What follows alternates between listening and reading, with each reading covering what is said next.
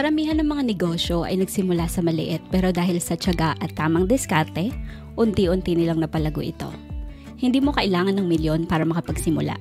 Kung meron kang kahit 20,000 pesos, may ilang praktikal na business ideas na pwede mong subukan. Ang mahalaga lang ay piliin mo ang negosyong swak sa iyong interes, kakayahan at lokasyon. Sa videong ito ay i-share ko sa inyo ang 8 negosyo ideas na pwede mong i-explore o subukan kung may 20,000 kang puhunan. Welcome and welcome back to Filipino Success.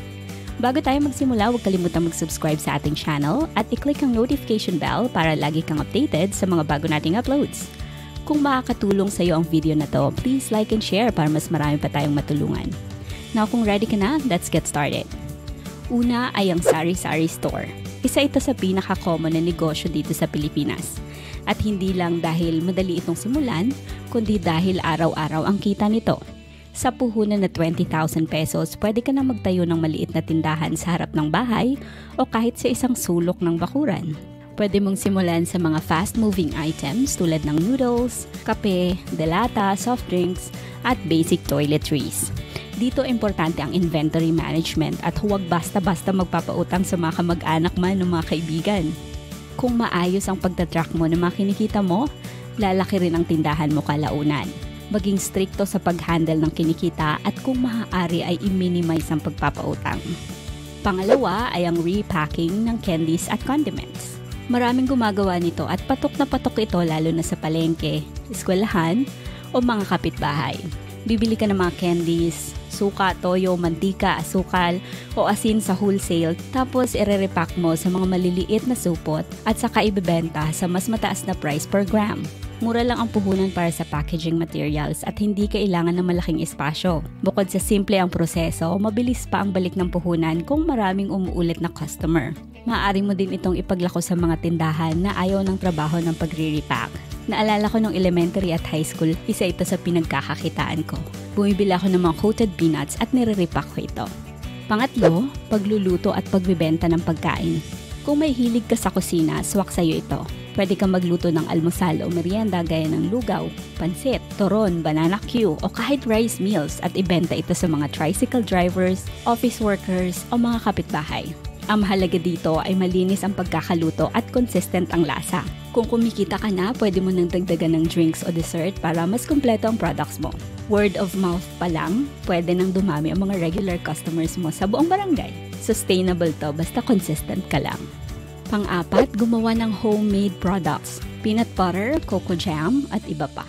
Kung may recipe ka ng masarap na palaman gaya ng peanut butter, cocoa jam, garlic spread o chili oil, malaking potential ito. Sa halagang 20,000 pesos, makakabili ka na ng basic ingredients, packaging at simple labeling.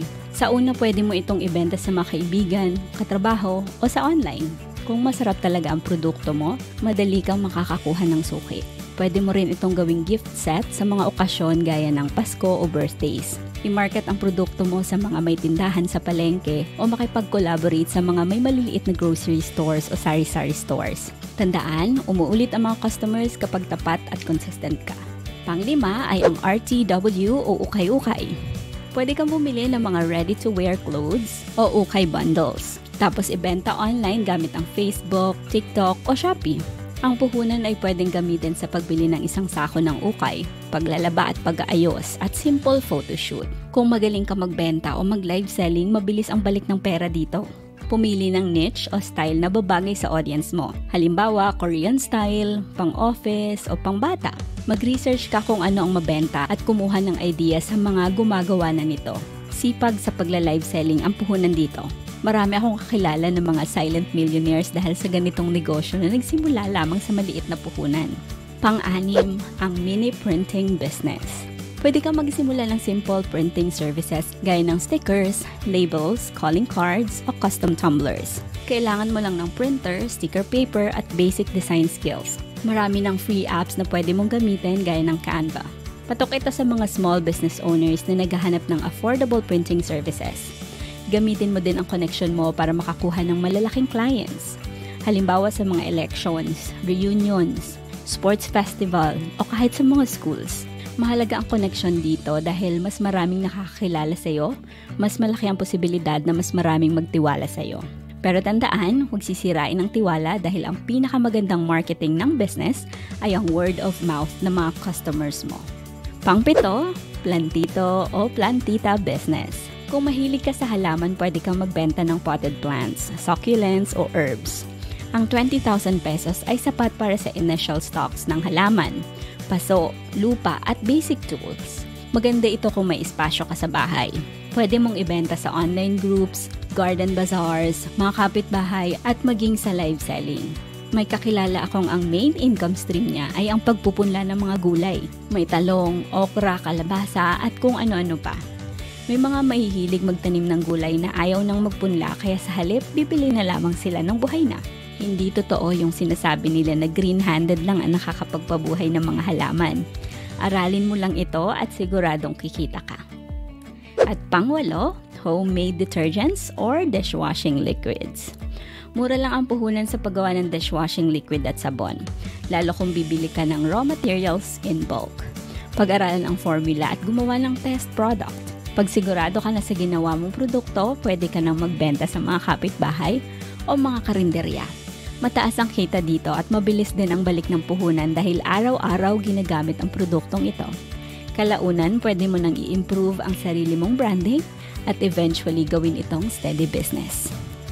Sa halagang 20,000 pesos, maraming negosyong abot kaya at kayang simulan ng isang ordinaryong Pilipino. Hindi ito magic pera na yayaman ka kagad. Pero kung gagawin mo ito ng tama with discipline, patience, and consistent improvement, maaari kang makabuo ng matatag at kumikitang kabuhayan. Tandaan, maliit na hakbang lang ang kailangan para magsimula.